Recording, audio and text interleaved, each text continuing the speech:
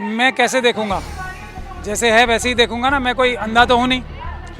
5 जो हैं बीजेपी के मेंबर्स और 5 उसके साथ जो दूसरे ऐसे मेंबर्स थे जिनकी तुलना उन्हीं से की जा सकती है जो हमारे एक सुप्रीम कोर्ट के चीफ जस्टिस साहब रिटायर हुए थे, उनको तुरंत राज्यसभा बना दिया गया कि ब्राह्मण जिन्होंने रेप किया, जिन्होंने 5 साल की बच्ची का कत्ल किया, 5 महीने की लेडी का, प्रेग्नेंट लेडी का रेप किया, 11 लोग मारे, वो बड़े संस्कारी लोग थे। जो मेंबर ही बाहर निकल के कह रहे हैं बीजेपी के ये मानसिकता वाले लोग हैं, तो उनसे क्या संस्कार, उनके संस्कार यही अच्छे लगते हैं ना उन्हें।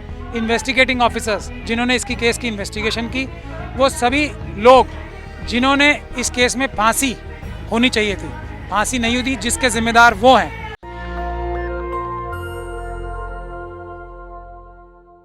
बिल्किस बानो को लेकर सच्चाई क्या है?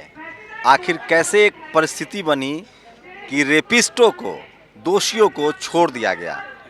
एक सामाजिक मुद्दा है, राजनीतिक मुद्दा है, और कोर्ट में क्या होगा? सुप्रीम कोर्ट में पूरा मामला है। आज 2-3 बड़े केसेज हैं सुप्रीम कोर्ट में, उसमें बिल्किस बानो। मेरे साथ बड़े समाज सेवी, सुप्रीम कोर्ट के वकील महमूद प्राचा जी हैं।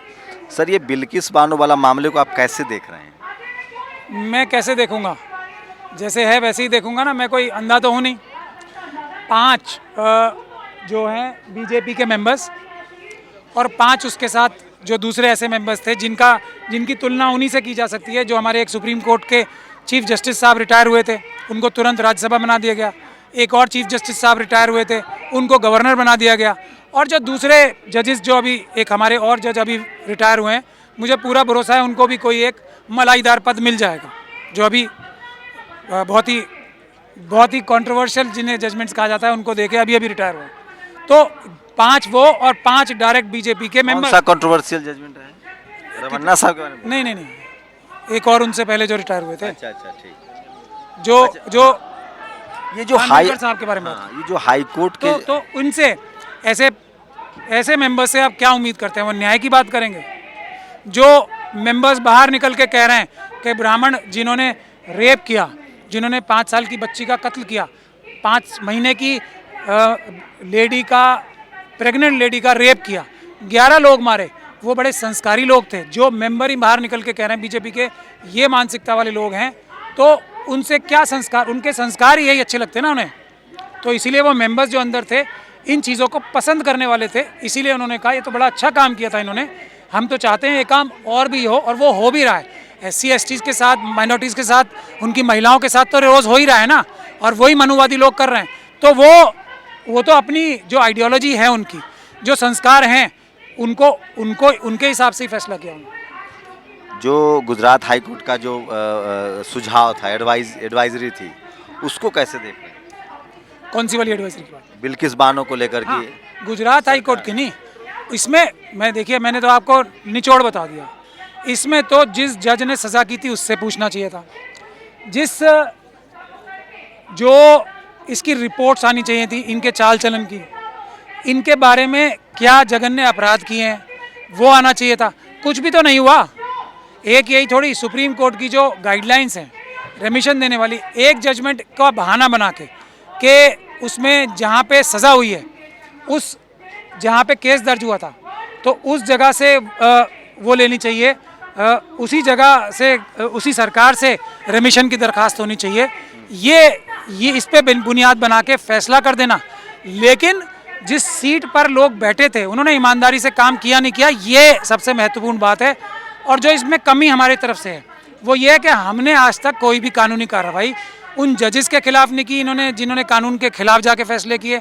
इन कमेटी के मेंबर्स के खिलाफ कोई हमने मुकदमा दर्ज नहीं कराया कि इन लोगों ने ये काम गलत किया है, कानून के खिलाफ काम किया है। तो IPC की धाराएं हैं जिनमें इन कमेटी मेंबर्स के खिलाफ भी मुकदमा दर्ज हो सकता है, लेकिन वो ना करके हमारे लोग सीधे सुप्रीम कोर्ट चले जाते हैं, और फिर सुप्रीम कोर्ट में जो होता है, सुप्रीम कोर्ट में पूरा मामला है, उसको कैसे देख रहे हैं?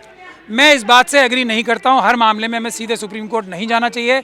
अपना जो लोग सुप्रीम कोर्ट सीधे जाते हैं उनका 2-4 दिन या 2-4 हफ्ते के लिए नाम हो जाता है, वकीलों का नाम हो जाता है सीधे सुप्रीम कोर्ट जाने वाले का, लेकिन केस की हत्या हो जाती है। ये इससे किस तरह का एक मतलब क्या लग रहा है, जुडिशियरी सिस्टम पर सवाल खड़ा हो रहा है कि मैं अपने लोगों पे सवाल कर रहा हूँ कि वो लोग कब अकल हासिल करेंगे कि ऐसे वकीलों को करें और ऐसी स्ट्रेटजी बनाएं, ऐसी स्ट्रेटजी ना बनाएं जिससे हमेशा हार ही होती आई है।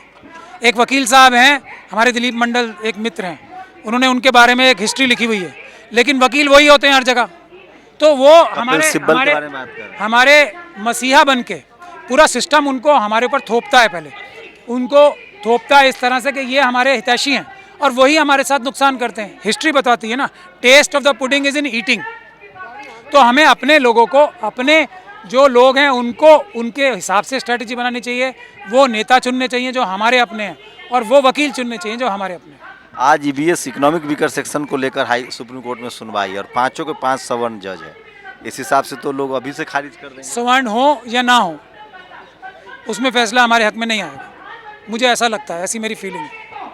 आप बिल्किस बानो को लेकर क्या करेंगे, अपने तरफ से कोई इनिशिएटिव? अगर देखिए, मैं वकील हूँ, अगर बिल्किस बानो या उसकी फैमिली मेम्बर मेरे पास आएगा, सबसे पहला काम मैं ये करूँगा कि उन सभी इन्वेस्टिगेटिंग ऑफिसर्स जिन्होंने इसकी केस की इन्वेस्टिगेशन की, वो सभी लोग जिन्होंने इस केस में फांसी होनी चाहिए थी, फांसी नहीं हुई थी, जिसके जिम्मेदार वो हैं, उनको ढूंढूंगा, उनके खिलाफ मुकदमे दर्ज कराऊंगा। जो ये मेंबर्स थे इस कमेटी के, उनके खिलाफ उनका क्या क्रिमिनल एस्पेक्ट है, उन्होंने किस तरीके से कानून के विरुद्ध जाके ये क्राइम करके इस तरह का उन्हें छोड़ा है, उसके ऊपर मुकदमा दर्ज कराऊंगा, तब कार्रवाई शुरू करूंगा, सीधे सुप्रीम कोर्ट नहीं जाऊंगा। कैसे देख रहे हैं आप? लेकिन मैं खुद उन्हें अप्रोच नहीं कर सकता, हमारी कानूनी बंदिशें होती हैं वकीलों की, हम जो क्लाइंट हैं वो सॉलिसिट नहीं कर सकते, काम सॉलिसिट नहीं कर सकते। अगर कोई हमें अप्रोच करेगा तो हम मजबूती से कार्रवाई करेंगे। एक आखिरी सवाल कि लोग कह रहे हैं कि चूंकि कोर्ट की एडवाइजरी थी और पैनल ने कह दिया, तो इसमें सरकार क्या कर सकती है? सरकार 5 अपने बीजेपी के मेंबर्स और 5 एक ऐसे ऑफिसर्स जो उनके इशारे पे चलेंगे, ऐसे लोग अपॉइंट कर सकती थी, वही उन्होंने किया, यही कर सकते थे ना। इस पूरे मामले में बिल्किस बानो की फैमिली फिर से कोर्ट जा सकती है? शुरू से ज़मीन से जाना पड़ेगा, मैं वही आपसे कह रहा हूँ, सीधा सुप्रीम कोर्ट जाके नुकसान होगा जो होगा। कहाँ से जा? लोअर कोर्ट से? लोअर कोर्ट से पहले एफआईआर दर्ज करानी चाहिए इस बात की, उस पुलिस ऑफिसर्स की इन्वेस्टिगेशन होनी चाहिए, उन गवाहों की इन्वेस्टिगेशन होनी चाहिए, किस वजह से इनको फांसी नहीं हुई। पहले वो कॉन्स्पिरेसी, बड़ी कॉन्स्पिरेसी का, इनको बरी कराने के लिए, इनकी सजाएं कम कराने का कॉन्स्पिरेसी की एक एफआईआर दर्ज होगी, उसके बाद शुरुआत होगी। शुक्रिया सर समय देने के लिए। बिल्किस बानो के जो दोषी थे उनकी रिहाई ने पूरे जुडिशियल सिस्टम पर और सरकारी व्यवस्था पर सवाल खड़ा कर दिया है। कैमरामैन आशीष के साथ शंभू कुमार सिंह, नेशनल दस्तक, दिल्ली। नेशनल दस्तक की आपसे गुजारिश है कि अगर इसको बचाना चाहते हैं तो नेशनल दस्तक को सब्सक्राइब करने के लिए रेड कलर के सब्सक्राइब बटन को दबाएं, फिर बेल आइकन की घंटी दबाएं। नेशनल दस्तक को बचाने के लिए बहुत जरूरी है कि हर खबर को शेयर करें, लाइक करें, कमेंट जरूर करें।